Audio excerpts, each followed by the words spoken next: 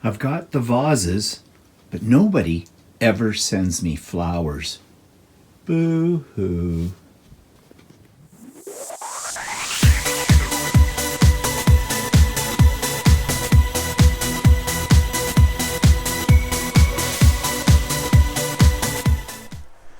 Good morning, everybody. It's Stephen here for Bland Designs, and welcome to my weekly vlog number 209 for March the 22nd, 2021.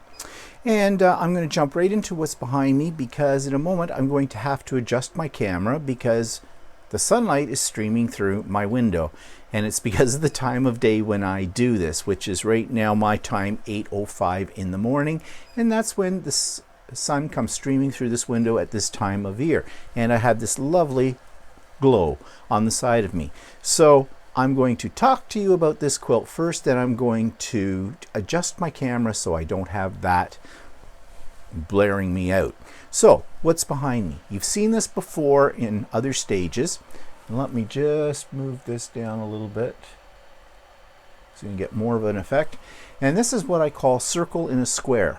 And this is using Northcott Stonehenge fabrics, which you have seen a lot of lately with my UFOs, because I had a lot of that fabric at one point in time because I really liked it. So I was trying to use it up.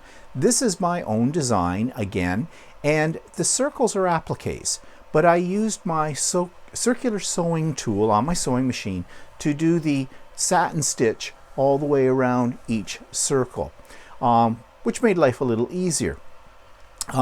I'm very happy with the way this turned out. It was another one of these quilts that, I made as I went along out of my head. I really didn't have a definite plan all drawn out for this. And I quilted this on my Continental M7 Janome machine, my new machine, which I'm going to talk a little bit more again, because I've had it now for over a week, about how I'm liking it. But the quilting is walking foot quilting. And it's just wavy line, but this time I did sort of do a wavy line that crisscrosses.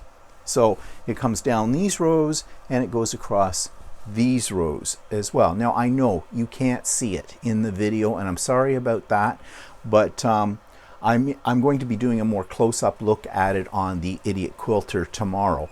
So if you're interested, you'll get a better view of it there. I like it. It turned out pretty good. I did have a little problem with my binding this time, and but I managed to get around it, and nobody except a very experienced quilter, well, maybe not even that experienced, would figure that out, that I had a problem with it. The back of this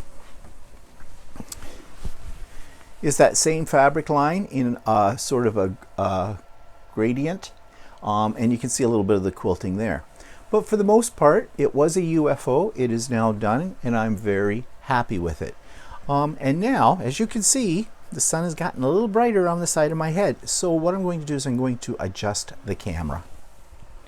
That's a little better, but I have a feeling I may have to adjust it again before too long. So bear with me. I got to figure out some way of covering up the window so the light doesn't show through. Because, behind me you can see the stained glass window, one of Walter's stained glass windows, but there's two other windows over on the other side that have stained glass in them as well, and there's not a blind or anything I can pull over top of it. So yeah, I have a big problem with lighting in this house. Doesn't seem to matter where I shoot a video, my lighting sucks. Okay, so moving on, that takes us to the YouTube channel of the week. Now, I some time ago reviewed this one. It's the Crafty Lumberjacks. They do a lot of DIYs, and they use Cricut, and they use some other products as well. But very recently they did a craft hop of all men crafters, which of course appealed to me. And I went and followed the hop, and I discovered some new and very interesting crafters. So for the next few weeks, what I'm going to do is I'm going to feature one of those each week that was in the men's craft hop, and I'm going to start with the Crafty Lumberjacks. This week's YouTube channel of the week is called The Crafty Lumberjacks, and some time ago I reviewed this YouTube channel, but I thought I'd revisit it today. One reason I revisited it is because they were doing something that was a craft hop across YouTube with about 5 or 6 other male crafters, and that piqued my interest. So I checked out The Crafty Lumberjacks again, and yes, they have a lot of helpful DIYs and crafting ideas, and they've been focusing a lot on some of the new things that have come out of the Cricut Corporation. I find their videos very professional. They're kind of fun. They're a little corny at times as well, but there's some really great ideas for seasonal trends, for home decor, and for just general crafting and having some fun with whatever you've got laying around your craft room. So if you want some inspiration for your crafting, check out Crafty Lumberjacks. And as you can see, I've slightly adjusted the camera again. It's like I'm following the sun, or at least I'm trying to get ahead of the sun. So you'll find the link to the Crafty Lumberjacks in the show notes below. You'll also find the latest of Stephen and Walter Live. I jokingly said yesterday, although it's not that much of a joke, on Stephen and Walter Live, that it seems for the last few Stephen and Walter Lives, we've been talking about sewing. And yes, you know that both Walter and I love to sew, obviously, but we had a lot of questions about machines, sewing techniques, things like that, and suddenly all the things that I had planned to talk about on Stephen and Walter Live kind of go out the window, which is okay. It's just that I'm afraid that I might be alienating some people who, you know, are not people who sew or quilt and that kind of thing. So I'm going to make a conscious effort from here on in to put a little bit more balanced discussion into Stephen and Walter Live. So we're not just focusing on something that we absolutely love and are obsessed with all the time. We have other obsessions. We can talk about those. There's the link to the Crafty Lumberjacks, as I said, and there is a link to the latest episode of the Idiot Quilter. I do the Idiot Quilter episodes every Tuesday, so they come out on Tuesday. That's my plan, and I've been able to stick to that pretty much. So I always put the previous week's link in the show notes in case you missed it. Okay, so what's pissing me off this week? Nothing. In fact, I'm exuberant. I'm happy. I'm so pleased with myself and other people. And that was, of course, because of the retreat. So I thought I'd talk a little bit about the aftermath of the retreat. It was an excellent experience for me. All my things that I had carefully planned out and organized came to fruition. The technology worked. I don't think I had any major roadblocks. Sorry, I had to clear my throat. No major roadblocks on that. We had a really good turnout. Now, couple of things. First of all, I had some people who canceled at the last minute, and that's inevitable. I mean, I've organized things like this, maybe not so much a virtual retreat, but you know, in my career as a teacher and that, that's all we do. I'm sorry if I keep clearing my throat here, but suddenly I've got a frog in my throat. I've got sunburn in my face and I've got a frog in my throat. Great start to the day, right? So, I apologize if I keep doing that. Anyways, where was I? Yeah, okay, so I'm used to organizing things on a large scale. Like that, and I'm a meticulous planner. That's my nature, and I love it. I love doing that kind of thing. I really do. I mean, I'm the kind of person that would be happy filing things in alphabetical order. Yeah, okay, you can go with that whatever way you want to, but anyways, my planning, my organization paid off. Things went along very, very smoothly, and I'm very happy about that, because you know, when it's the first time you've done something, there's all kinds of pitfalls that are probably going to be in your way that you did not anticipate. And I always try to have a plan B and a plan C when I put things together, because I know the best laid plans of mice and men, you know, they are going to go awry. But it didn't. It was fine. I was really happy to see that there was a lot of conversation going on. I wondered how that was going to work. I mean, it could have gone a couple of ways. One, people could have been just shy, just worked on their own thing, had their video on and say nothing. And then I would have felt obligated to stimulate conversation.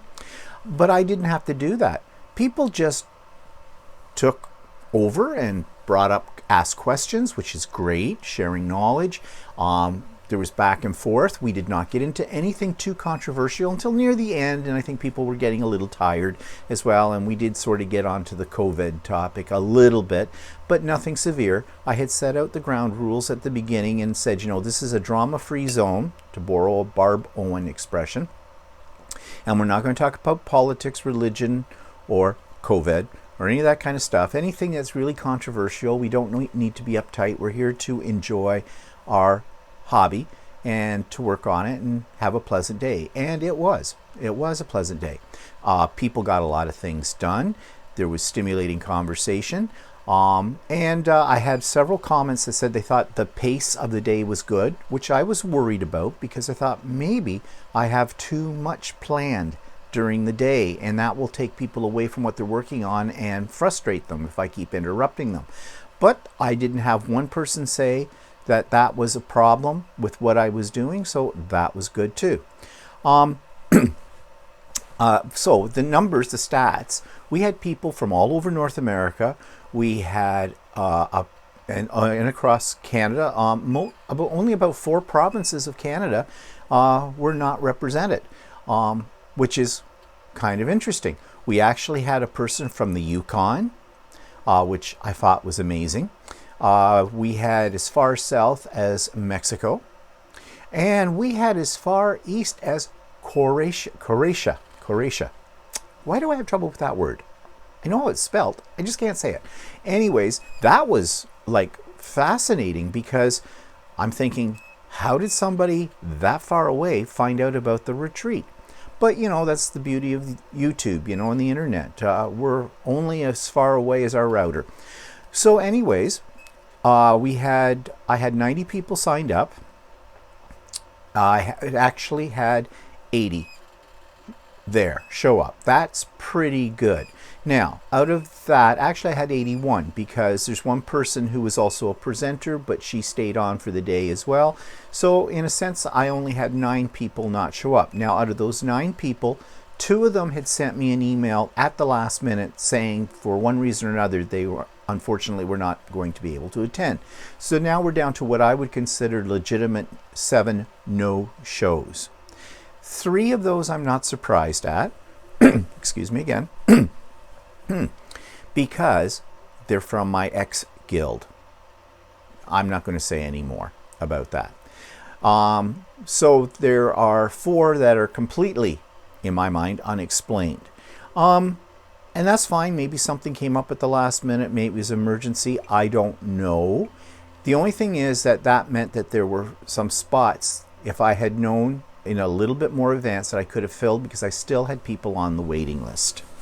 And, I feel bad for those people on the waiting list because they're on the waiting list because they want it to be on the retreat. And when somebody just decides, whatever reason it is, they're not going to show up and not going to give me any advanced warning about it, then those people got bumped out and could have had a spot. So that upsets me a little bit. Now, yes, I know someone's going to say, well, there may have been circumstances way beyond their control at the last minute. Yes, there could have been, but maybe after the fact they could send me an email and say, look, Steve, I'm so sorry I couldn't come. I had this come up at the last minute and I just didn't have time to let you know. And that I would appreciate because that's being polite.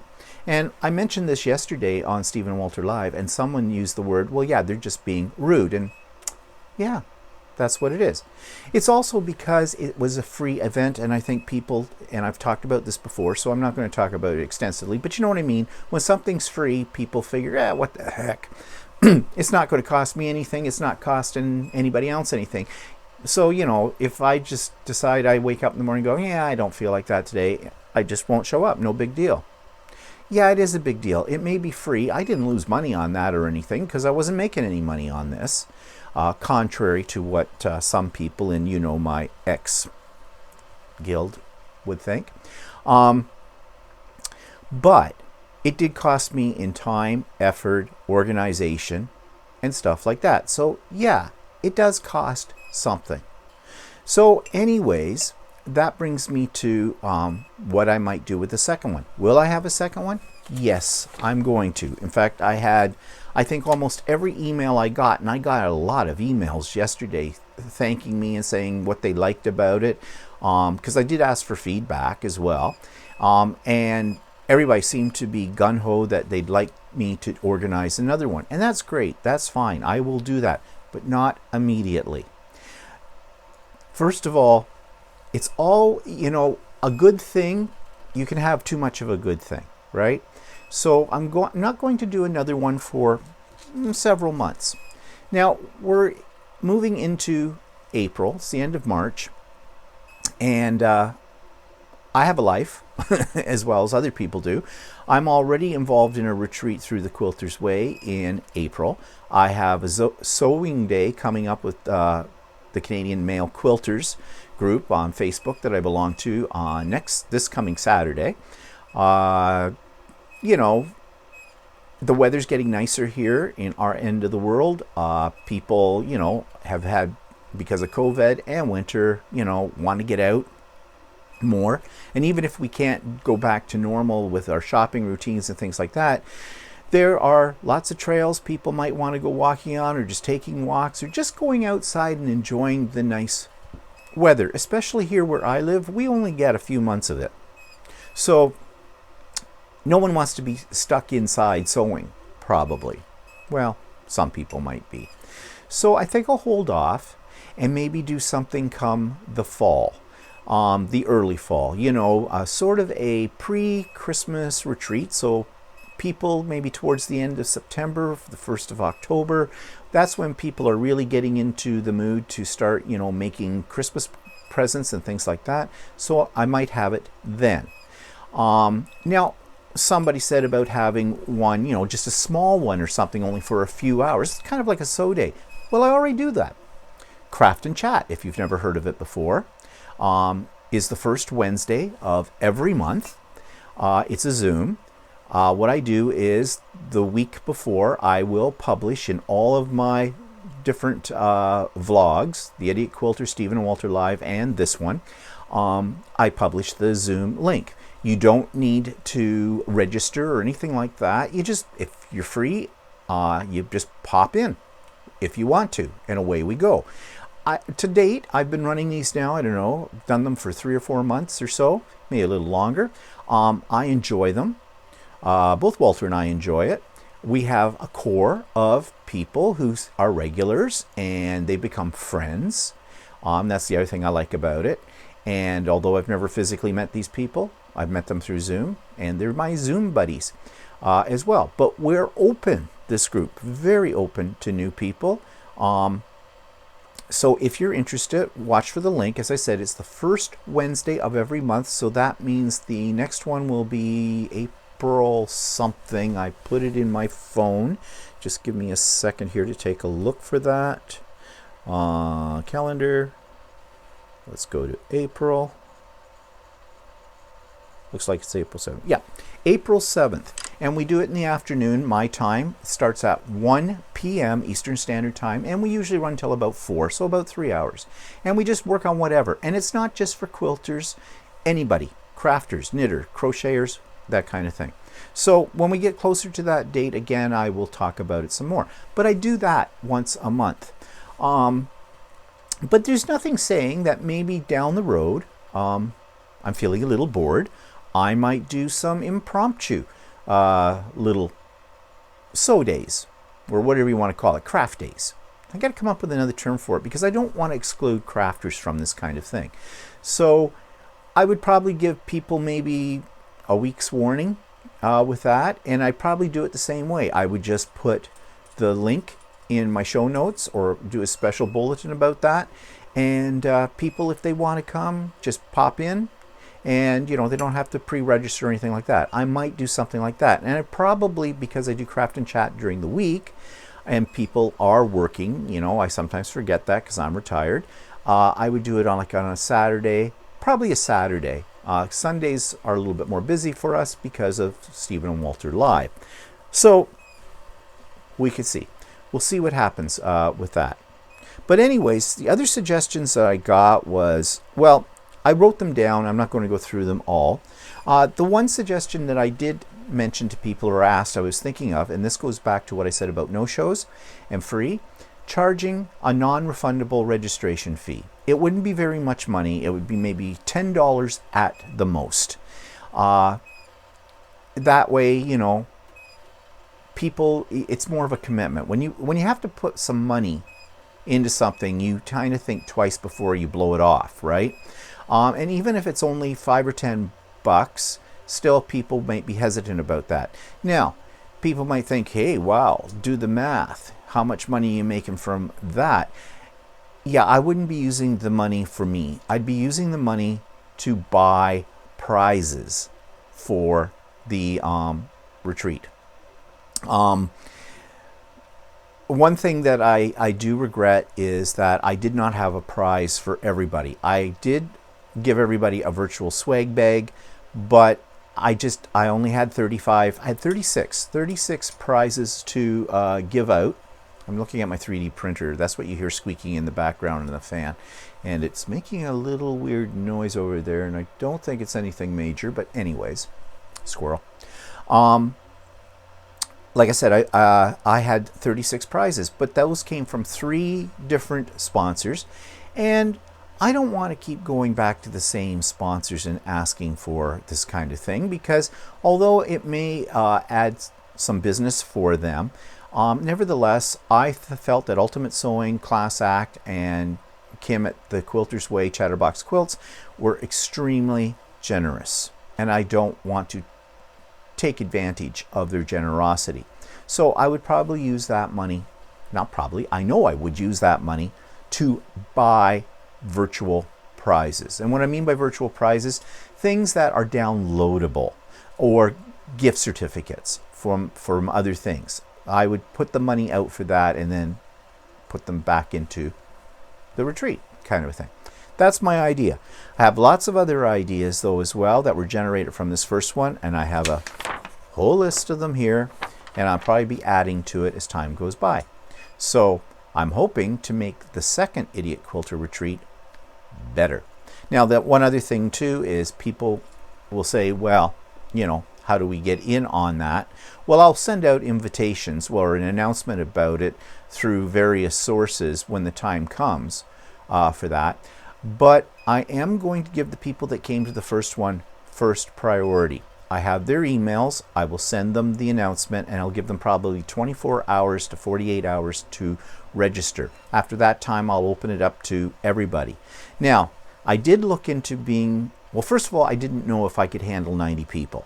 My Zoom account will allow me up to 100 people, but I needed to leave 10 aside for connections. Like, I had multiple computers running on this, so I needed, you know, a spot in that 100 for each one of my computers. I needed a spot for Walter, and I needed a spot for my sponsors as well.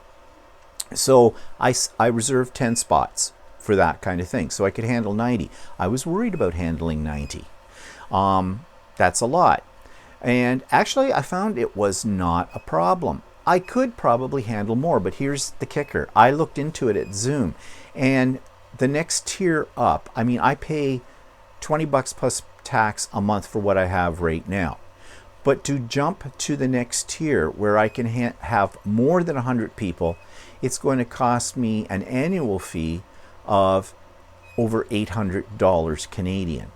So that's basically jumping from 20 to, you know, almost $80 a month, little less than $80 a month. That's a sizable jump, and and since, you know, I'm not charging for this, no, I can't afford that. So, you know, also pushing past 90 might be just really stretching it. I mean, I was on the go all day with 90 people with different things I was doing. People couldn't see that in the background, but I had a whole lot of tables sitting around me with paperwork on it that because I didn't want to screw up when it came out to giving prizes. I was admitting people in, I was double checking to make sure those people should be in and all that kind of stuff. So yeah, I need an assistant. If anybody wants to volunteer to be my assistant, that's great. I don't pay anything. No. But anyways, So these are thoughts right now, and I'm rambling about them, I know. I'm still haven't come down off the cloud that I'm on with how great everything turned out. So the second one, I'll just say it's going to be better than the first one. That's what I'm hoping. Okay, let's move on, shall we? Let's talk a little bit about my new sewing machines. Well, I'm loving them. The M7, I said I quilted this thing with that, and it was great. With a 13.5-inch throat space, that made things so much easier. Yeah, sure, a long arm would still be the ideal, but, you know, I don't have $30,000 to drop on a long arm at this moment in time, so that will have to wait. But this is working out really well for me right now. It's a beautiful machine, and you know, when God closes a door, he opens up a window. And I think the whole 15,000 was not meant to be, and it's gone, it's out of my life, and the M7 is now in my life, and it's my new love.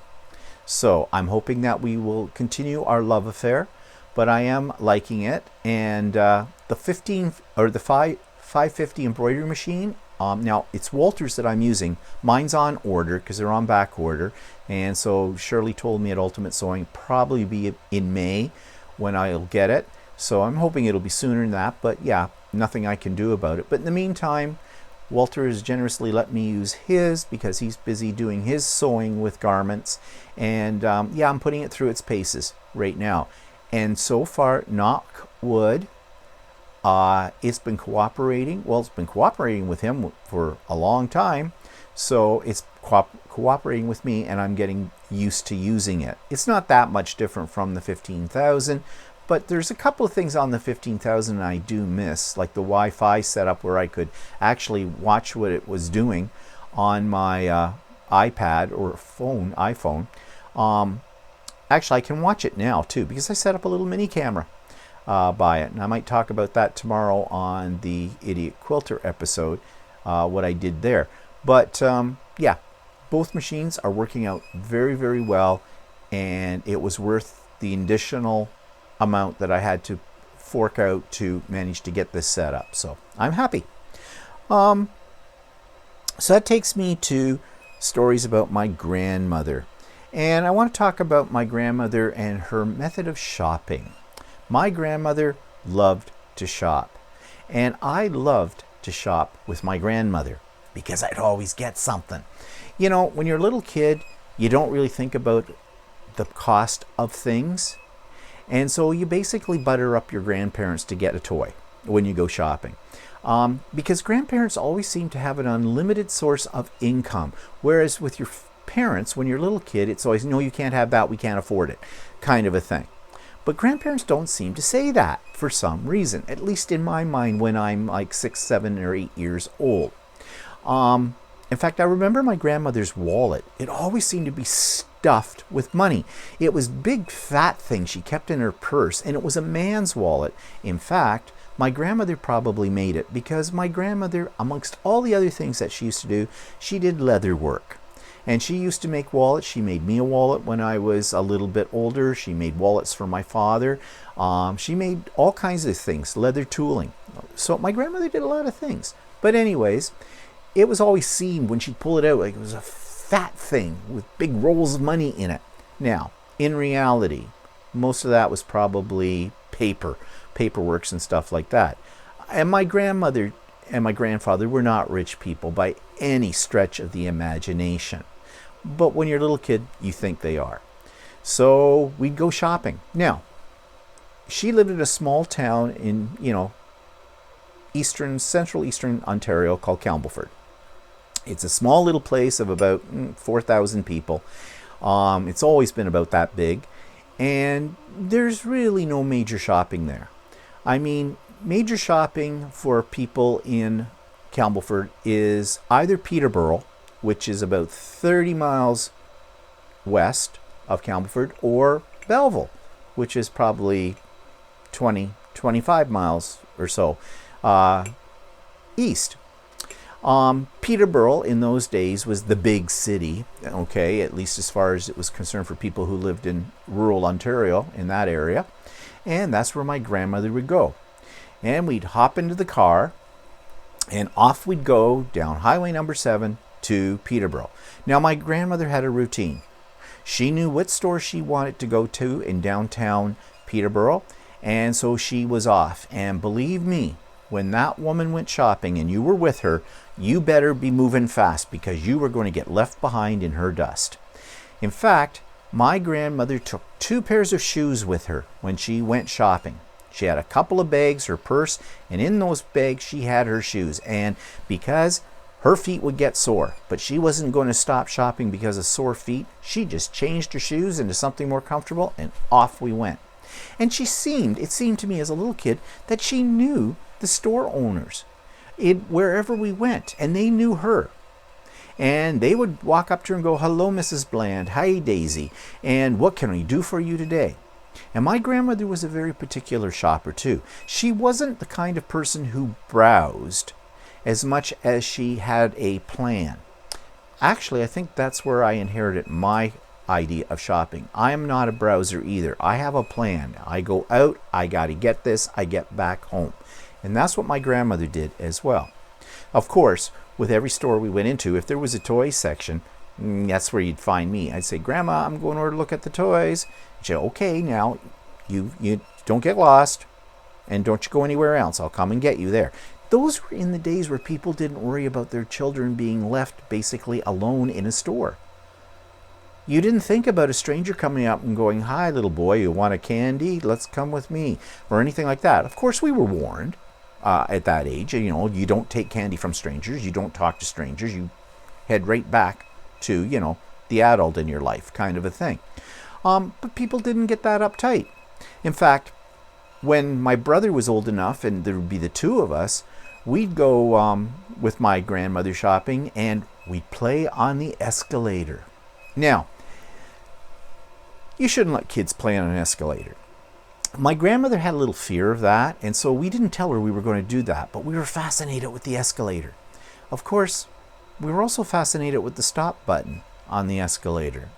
And so there were several occasions where we'd be standing at the bottom of an escalator, and one of us, and oftentimes I put my brother up to doing it because he's 4 years younger than me, so it was easier to get him to do it, and he was a cute little guy too at the time, so people would just, "Oh, that's so cute," kind of a thing. I wasn't so cute. And we'd push the stop button. And then we'd stand there like, "Oh, not us. No, it wasn't us. Nope, didn't do that. Wasn't us." And then scurry back off to my grandmother or to the toy section. Now, when we're in the toy section, I'm absolutely fascinated with things. And so I would plan my strategy. Grandma, can you come over here for a minute? Grandma, can you come over here and take a look at this?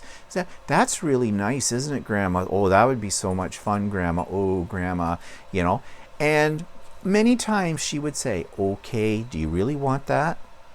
"Yes." "Well, your birthday's coming up, like in 7 months' time, or Christmas is coming up next year. So this, if I get that for you, you remember, this is part of your birthday present or Christmas gift." Yeah, it never was. Okay. But, and I'd just be profusely, thankful to my grandmother and everything. But basically, she was my cash cow. But my grandmother, I thought I had, suckered her in. No, my grandmother knew what she was doing. Yeah, I mean, she wasn't stupid with it all. But, I didn't love my grandmother because she bought me things, but it didn't hurt, did it? Anyways, so this is how shopping trips with my grandmother went. Now, many years ago, there was a rare occasion where my grandmother would come up to our area. I live in Oshawa, but I used to live in the town next door, Whitby. That's about an hour and 15 minutes away from Campbellford.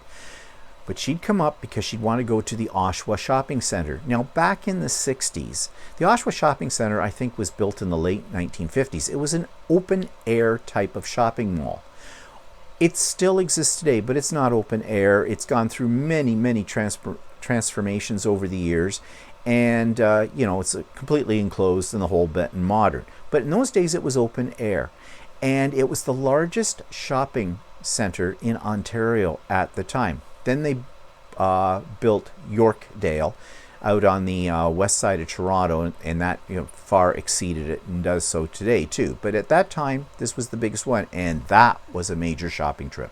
My grandmother only went there maybe once in a year, and when she'd come up, she'd have a bag full of shoes for that one because she was doing it all, and that was always fun. And then there were the very, very rare occasions later, more in the late 60s, early 70s, that she'd come up and we'd all go as a family to Yorkdale. And that was a big thrill, I think, for my grandmother at that time, because that's so far away from where she lived. And we would have lunch, and we'd eat in I think it was Eaton's, had a food, not a food court, had a restaurant. This is in the days before food courts were in shopping malls that were popular. And they had this one that sort of looked out, up a couple of stories up and out over the whole mall. And that was very fancy dining. And it was probably pricey, too, in those days as well. As a kid, I had no, understanding of cost of things. But that was a big outing. And there was my grandmother. She was just going to town in all of that as well. And of course, I was playing my little tricks about getting something out of her. Of course, that embarrassed my parents to no end. And we were told before we went, if we were going as a family, my mom and dad and my brother and sister and I, and then my grandmother and everything, my mother would warn us, you do not ask your grandmother for anything. You don't do that. They don't have a lot of money. You're not doing that. Don't do it. Okay. Did I listen to my mother? No, I still have a few tricks up my sleeve too. Now, when I talk about my grandmother, I sometimes forget to talk about my grandfather, because my grandfather was in the scene too. My grandfather was a very different type of person from my grandmother in many ways. He was a very quiet man. That's how I remember him. He was very wise. And probably very wise because he let my grandmother do whatever she wanted, and he didn't get in her way. So it was a good relationship. And my grandfather was at these trips as well, these shopping trips, many times. Now, not the ones so much in Peterborough because he was working in those days. But the ones that were to the big shopping malls, those were usually on a weekend, and so he'd be with us as well. But there was one shopping trip after my grandfather had retired, or it might have been on a weekend. My grandmother usually did most of the driving on these trips to Peterborough. And when my grandfather was with her, he'd be sitting in the back seat. Usually I did shotgun. I'd be in the front seat, and my brother and then my sister as well. We'd all go. So it'd be my grandparents and us 3 kids. Well, I remember one time, it scared the bejesus out of my grandfather. My grandmother was getting a little older at the time, and she wasn't all that old. Actually, when I think about it now, my grandmother was probably my age about the story I'm going to tell you now. In fact, she might have been a little younger than I am now. We're coming back from Peterborough on Highway 7. I don't know how my grandmother did it, but she got into the wrong lane. Now, actually, at the time, it was terrifying. I'm sitting in the front seat. My grandfather's in the back seat. I realize my grandmother is driving in the wrong lane. There's cars coming head on to us. And I said, Grandma, you're in the wrong lane. And she goes, oh, crap. And she just wings the car around. And luckily, there was a gas station right off to the side. And in she peels into the gas station. Now, I know my grandfather just about crapped his pants in the back seat. Because he couldn't see what was going on, but then he realized what was going on. My grandmother took a moment and caught her breath after we out of that lane, and we carried on home. I do think my grandfather dropped a pile in the back seat. But yeah, that was a little frightening with that. But anyways, that's the only time I ever remember something like that happening. So anyways, shopping with my grandmother was always an adventure, and I miss those days. I don't miss being heading for a head-on car crash, but I do miss the days of, shopping with my grandmother. So that's another story about my grandmother. Okay. And I think I'm going to have to check my 3D printer, so I'll be right back. Yeah, just had a little disaster. It happens with 3D printing, so I've just turned it off because something's not working the way it should be. Anyways, speaking of 3D printing, what have I been printing? Okay, a lot of vases or vases, however you want to say it. It started with this. This little guy, really cute, very translucent kind of thing. It was a new type of filament that I talked about last week that I got. Really liked it. So I made that little one, kind of a bud vase. I decided to blow it up and make this one. So I think the colors are really cool, and actually right now with the sunlight coming through the window, it looks really neat, doesn't it? So I made those. Well, then I got on a kick with this. So then I made this one. Now this one's in black, but you can see the way the design is very artistic. And then I made this one. Again, another very artistic design. Now, what am I going to use them for? No idea. But I am going to put them on display, and I'm going to talk about that in a second because that's what's going on over here on the other 3D printer. But during the retreat, I decided to let the printer run all day and do something I've attempted several times and never had any success with, but I had success with this time, and that's my Eiffel Tower. And I would do live cam updates periodically during the retreat showing the progression of this. And there were several people that are really interested in 3D printing on there. And so they were asking me some questions about this as well. So I'm really happy with the way this turned out, except I had one little problem. I took it off the bed. And when I took it off the bed is heated and you let it cool down. Sometimes you have to pry them off a little bit. Well, I'm usually very careful with doing that because they can break. And I did. I broke off one of these. And I went, oh crap. This little sucker took 17 hours to print. But I have a glue gun. And surprisingly, I was able to glue it to the point that right now I cannot see which one of these broke off. Even looking underneath, I am not sure which one it was. So I'm pleased with that. But anyways, I got it. Now you may want to know why it's such a weird color. I used my rainbow filament. And the rainbow filament, you really have no control on when the color is going to change. You just you take your luck. And they do it by strands, by length. And the length is very long on each color. So, you know, actually the way it happened to do it this way with the two colors gradiating up here, that worked out by chance. It was serendipitous because I didn't plan that. But anyways, I think it's kind of cute. Now you're going to say, so what are you going to do with all these things? Well, over by my 3D printer, which you can't see right now, I do have a sort of a wall there, and I've got a few pieces of my artwork in that have been sitting up there for a long time. So what I'm trying to do is develop a shelving system, a kind of artistic one, where I can put all these things on it as a display over by the 3D printer. So I designed a shelf, just a flat piece, and I already have a couple of, they call them Victorian brackets. They look like wrought iron, but they're made from filament. I've printed out some before and for another project, so I'm trying it again, and this is what I'm going to use. Well, I was just printing out some of those brackets right now, and I was printing them out of a filament that's a wood simulation, and it's not working right. So I've got to check my bed leveling again or something like that. So I'll go back to that after I'm finished this. But I'll show you the end product of all of this down the road when I get it done. Making these shelving things is going to take me some time with it, as all 3D printing does. And I bought some new filament, and those of you at 3D Print might be interested in it. It's a new company. It's a Canadian company out in British Columbia called M3D. One of the YouTube channels, which I've reviewed, the first layer, talked about this company and had the person who owns it on the show and talking about its filaments. The filaments are very pure.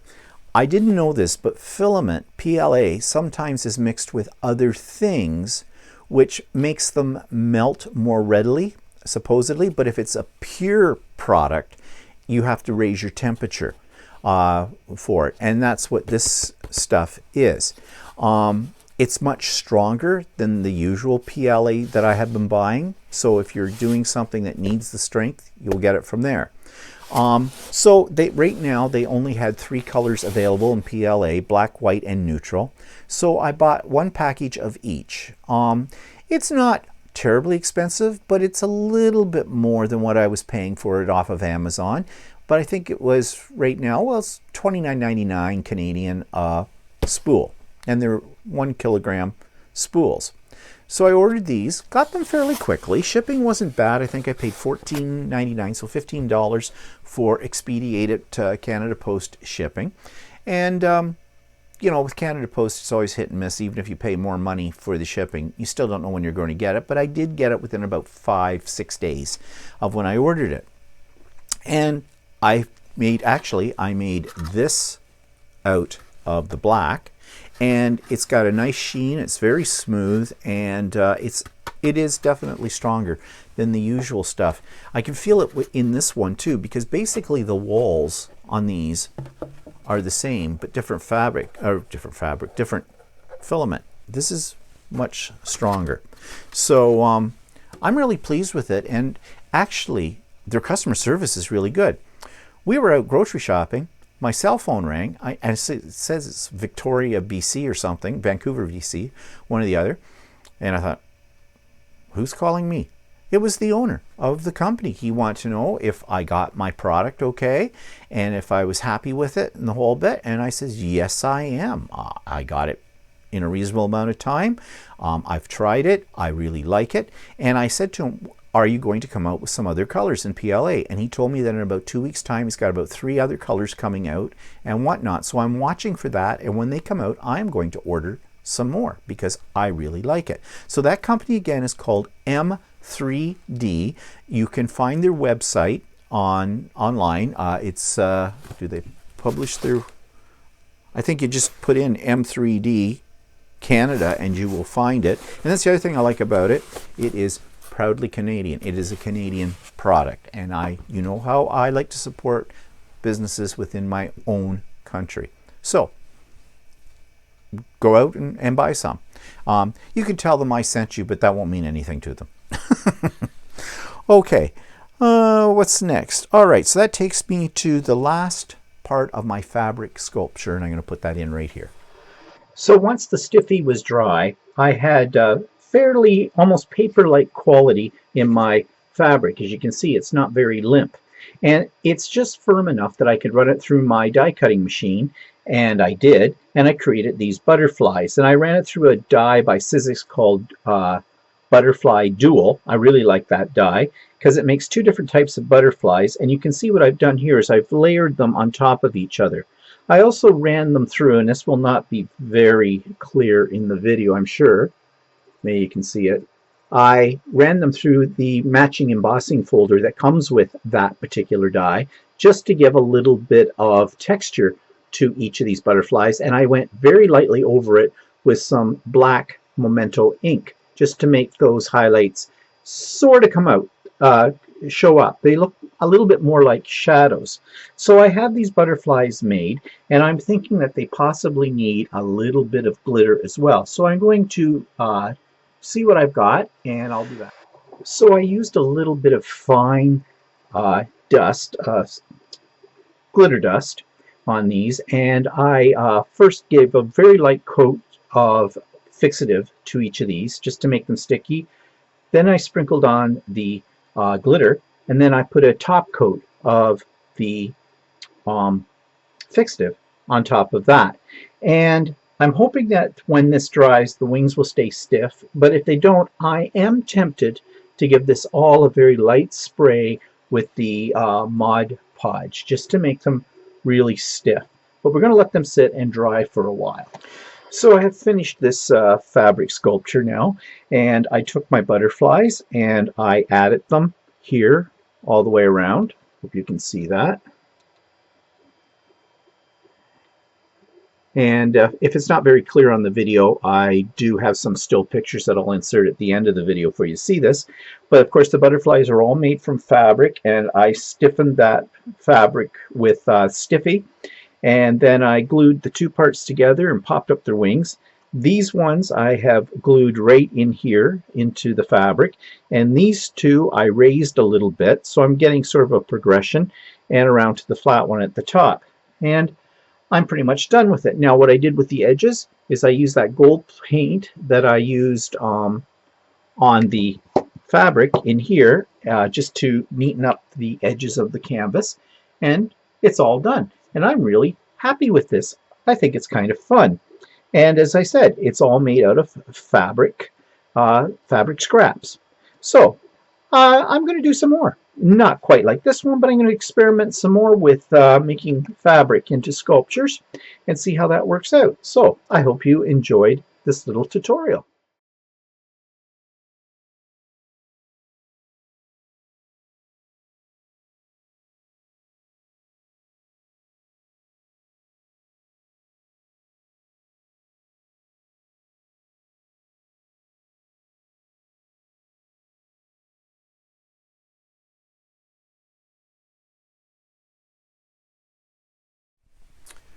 So next week, a new project, and my new project involves combining 3D printing with mixed media.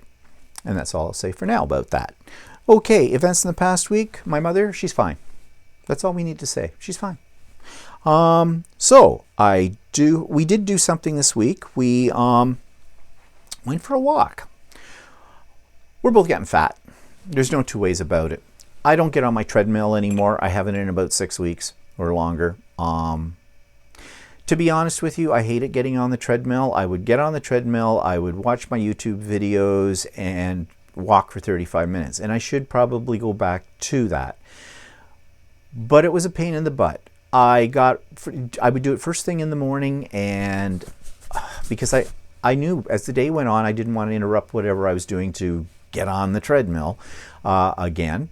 And, you know, you get all sweaty on that, then you have to take a shower, and, you know, I'm not into that kind of a thing. To me, it is a waste of time. I mean, I know your health and everything is important, so that's not a waste of time. But to me, it was a waste of time. And I mean, I said, well, I could do it later in the day. Yeah, I wouldn't get to it.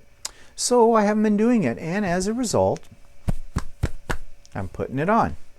I'm trying to watch what I eat to keep that, you know, down too. But, you know, I'm at that age where I have no metabolism. So there you go. So Walter said we should be going, now the weather's getting a little nicer, we should be going on trail walks. Oh God, neither one of us are a nature lover, like that kind of thing. But sure, why not? Now we have several conservation areas in our area that have a trail system. So Walter downloaded a map for these. So we decided last week to go to one that's fairly close to us and follow the map. Well, I don't know if it's his map reading or whoever designed the map, but it didn't really help a lot. But luckily, this place had a really shitty trail. What I mean by that is, well, it was nothing. So we went again, tail end of the week. We went, was it Friday, I think? We went to another spot. It was a much better kind of trail, much more involved. Again, we had this map that wasn't helping us. But it's just that further north of us, just a little bit, that there's still ice in certain parts on these trails. And they warn you with signs, you know, these trails are not maintained in the winter, you know, you're taking your life into your own hands, sort of a thing. Now, we're so experienced. Footwear, all right? Now, I know you should be wearing hiking boots for something like this in the woods, but what am I wearing? I'm wearing my regular shoes. Thank God I didn't wear the stilettos, because the ice would have just done me in. And Walter was wearing like running shoes. Well, we're walking along and everything's fine, but then there's one part of this trail that goes in sort of more into the woods where it's more shaded, and it's covered in ice. And it's slippery, really slippery. It was so slippery that I said to Walter, we better be really careful, because we're at that age where we could break a hip, you know, and that's not good. And we're in the woods. We got our cell phones, but who's coming to rescue us? And just after having said that, guess what? Walter fell flat on his back. He didn't hurt himself, although he thinks he's got a bruise on his back now. But I said, oh, okay, turn around. We're getting back out before we get to a spot where we're trapped. You know, we've fallen and we can't get up, kind of a thing. So we backtracked a little bit. So I think we're going to go out if we can, and I don't know where we'll go for this. You know, we still have restrictions here, but I think we're going to have to invest. If we're going to do this on a more regular basis, we need to invest in some hiking boots or proper foot apparel. I'm sure the people we passed as we were coming out of this icy part of the trail and they were going in with their dog were probably going, oh my God, what a couple of city hicks, because they were wearing cleats. Okay? They've done this trail before. I'm sure they were having a great laugh about the two old farts on the icy trail, you know. So, yeah. So we're going to try and explore different trails in our area. We have some right here in our own city as well that you can take, and at least to get some idea of exercise. Of course, you know, as I said to Walter, well, we've had a good walk. Let's go get French fries. We didn't do that. I wanted to. Or the weather gets warmer. Let's get ice cream. Yeah. Okay. So anyways, that's something. Actually, I'm a little worried as the weather gets warmer and I start to move into short sleeve shirts. I'm hoping my short sleeve shirts from last year, I can still get buttoned up. Walter may have to do a lot of sewing to get me into a summer wardrobe that fits. Okay, so having talked about that little walk in the woods, I have a little video that I'm going to insert right here, right now, just showing you what I'm talking about. So, we thought we'd go out for a walk in the woods today. This is called Enniskillen. It's a conservation area, and we are on the trail here. And we went out the other day for a little walk in another conservation area called Purple Woods, which was no big thrill because, well, its trails are not very well maintained. Well, they don't maintain these during the winter either. So I don't know how much of this trail is paved like this and how much of it is not. I guess we'll find out. Not really wearing appropriate shoes for this if it's muddy. But I don't really have any boots. It's not something we do on a regular basis. But, you know, we've got the COVID fat, so this is our lame effort at exercise. Okay, so we're now on the Ruffed Grouse, 2.4 kilometer, and yeah, I kind of wish I had boots. Okay, well maybe I'll have to buy boots. Walter has a map on his phone he's been looking at. Well, I have boots somewhere at home, I don't know where. But anyways, okay. Yeah, we'll probably have to go off the beaten track. Looks like we're on a glacier. It's not, we don't have glaciers in Southern Ontario. So, we're getting a little bit of a workout.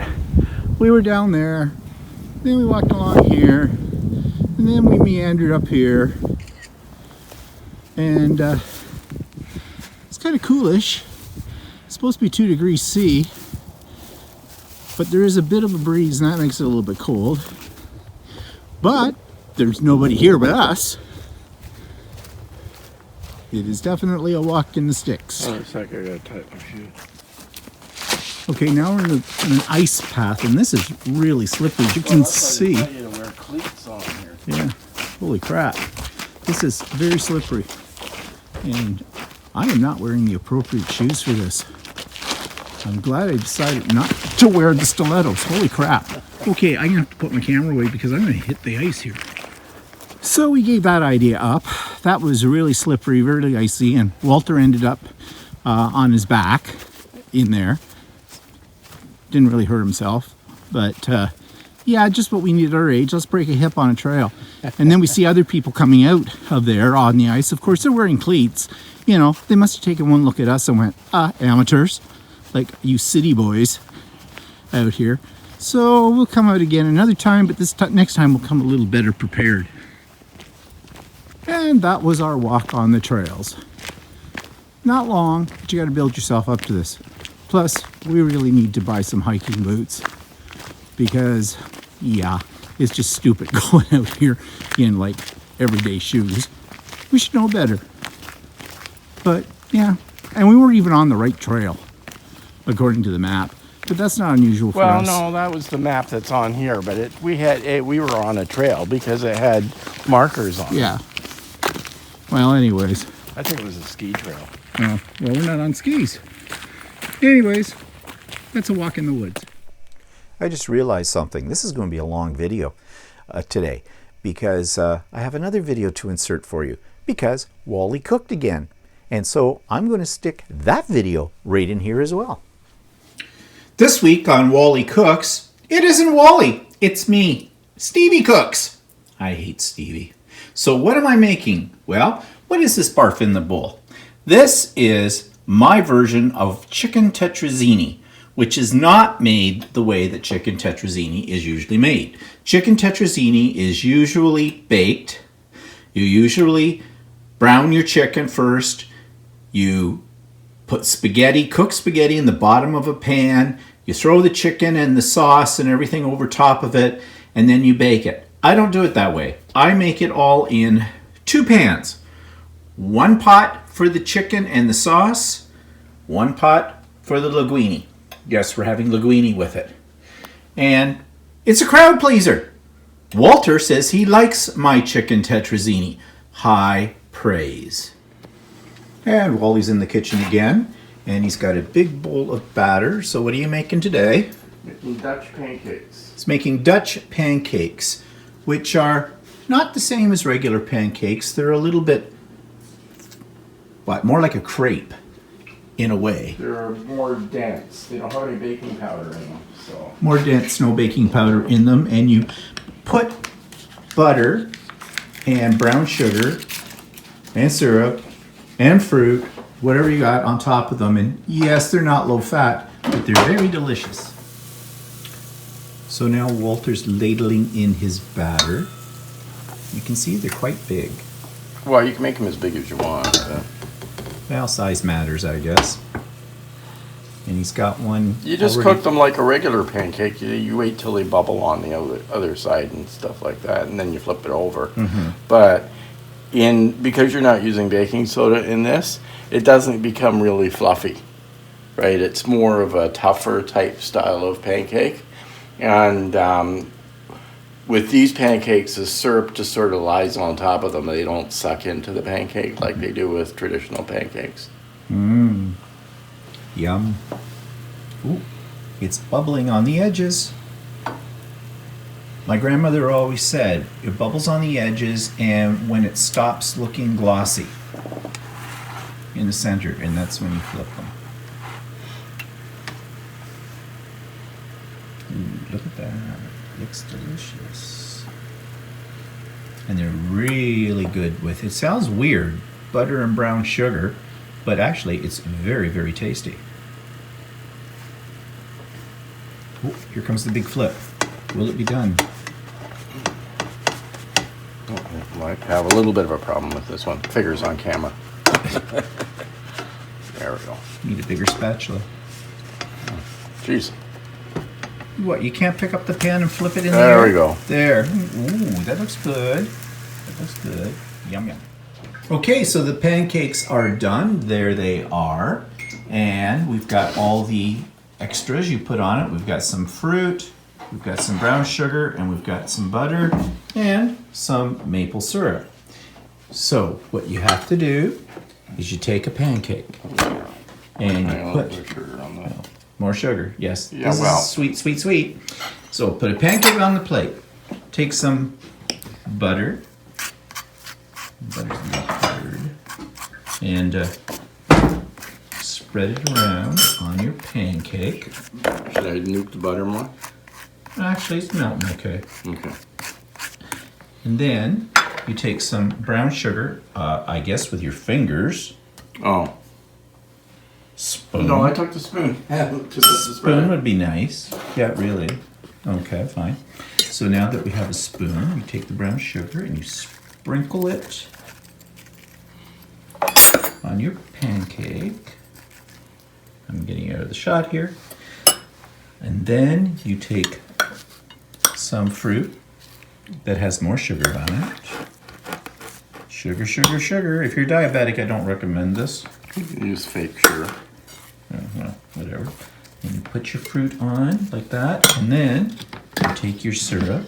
You don't have to do it that way. Oh, wait. Usually I roll them up, don't I? Well, I roll them up. Yeah, actually. So this I'm holding my camera, so I'll come back. So what I often just do is I don't put any fruit on it and stuff like that. So especially for my first pancake. So, and then I just roll it up. I have butter on there as well. So just roll it up and then eat it that way. Like a crepe.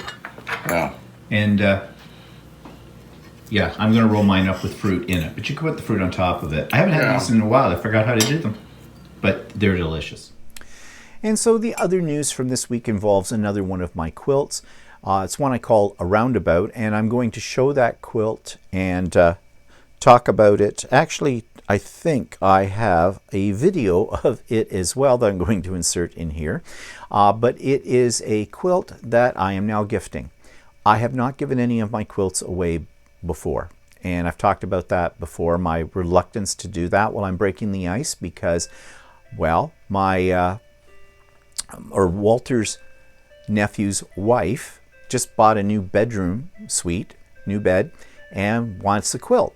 And so, well, I'll let you see the video and that'll explain it to you. So I finally did it. I said I was going to do it someday, but I just didn't have the impetus to do it, and I finally did it. And that was, I gave away one of my quilts as a gift.